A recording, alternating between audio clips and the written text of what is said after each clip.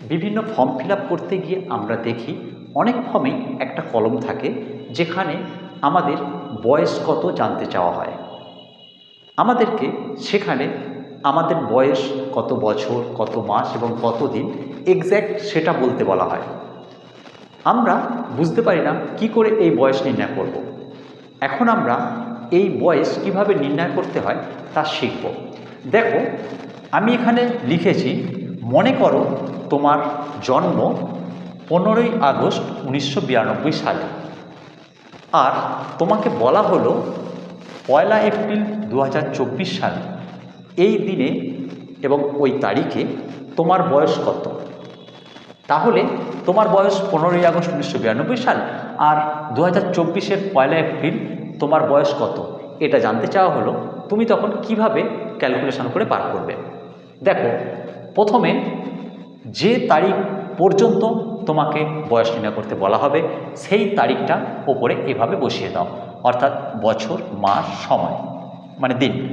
এবারে বছর মানে এখানে সাল, তাহলে 2024 সাল মাসের ঘরে, এপ্রিল মানে 4 নম্বর মাস, আর দিনের ঘরে যেহেতু 1 এপ্রিল তাই আমরা 1 তারিখ লিখে দিলাম। এবারে আমার জন্ম তারিখটা আমি এখানে লিখব সাল এবং মাস আর দিনটা। আমার জন্ম 1992, আগস্ট মানে 8 নম্বর মাস, আর তারিখ হচ্ছে 15ই আগস্ট, তাহলে 15 তারিখ লিখে দিয়েছি। এবার আমরা বিয়োগ করব।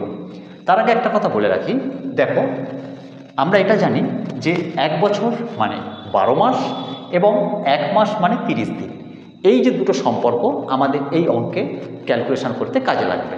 ওকে, এবারে দেখো, আমরা এটাও জানি যে বড় সংখ্যা থেকে ছোট সংখ্যা বিয়োগ করতে হয় বা বিয়োগ করা যায়। আমরা এবার দেখি যে বছরের যে সংখ্যা আছে সেটা বড় সংখ্যার ওপরে আর ছোট সংখ্যা নিচে আছে কিনা। দেখছি হ্যাঁ, ওপরে যে সংখ্যাটা আছে সেটা বড়, নিচেরটা ছোট। কিন্তু মাসের ক্ষেত্রে দেখছি ওপরের সংখ্যাটা ছোট কিন্তু নিচের সংখ্যাটা বড়, এবং দিনের ক্ষেত্রেও তাই। তাহলে আমাদের কি করতে হবে, মাসের সংখ্যা এবং দিনের সংখ্যাটাকে বাড়াতে হবে। আমি কিভাবে বাড়াবো না, আমরা সালটাকে কমিয়ে নেব, কমিয়ে সেখান থেকে অর্থাৎ এর কাছ থেকে ধার নেব। 1 বছর একে যদি কমিয়ে দিই তাহলে সেটাকে আমি মাসে কনভার্ট করতে পারি। মাসে যদি নিয়ে যাই তাহলে এখানে আমি 12 মাস বেড়ে যাবে। আবার যদি সেটাকে দিনে নিয়ে যাই 1 বছর মানে 365 দিন বেড়ে যাবে। আমি যদিও ওভাবে করছি না, তুমি দেখে নাও। দেখো, প্রথমে আমরা 2024 সাল এটাকে আমরা লিখে ফেলি 2023, মানে 1 বছর আমি কমিয়ে দিলাম। কমানোর ফলে সেই 1 বছরটাকে আমি মাসে নিয়ে যাব, কিন্তু শুধুমাত্র তো মাসটাকে বাড়াতে হবে তা নয়, দিনটাকেও তো বাড়াতে হবে। তাই 1 বছরকে থেকে যে 12 মাস পাচ্ছি তার মধ্যে 11 মাস এর সঙ্গে যোগ করব।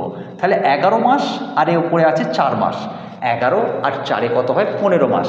তাহলে আমি এখানে লিখে দেব 15 মাস। বোঝা গেল? তাহলে আমি 11 মাস এর সঙ্গে যোগ করেছি, আমার হাতে এখন 1 মাস আছে। সেই 1 মাসটা আমি দিনে কনভার্ট করব, মানে দিনে নিয়ে যাব।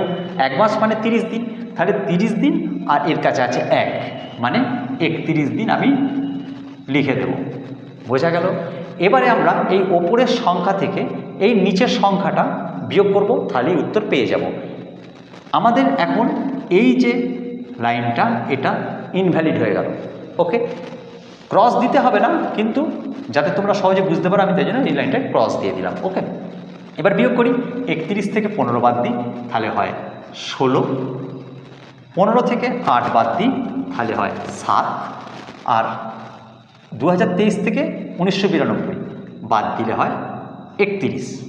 তাহলে 2024 সালের 1 এপ্রিল তোমার বয়স কত হলো না 31 বছর 7 মাস 16 দিন। অতএব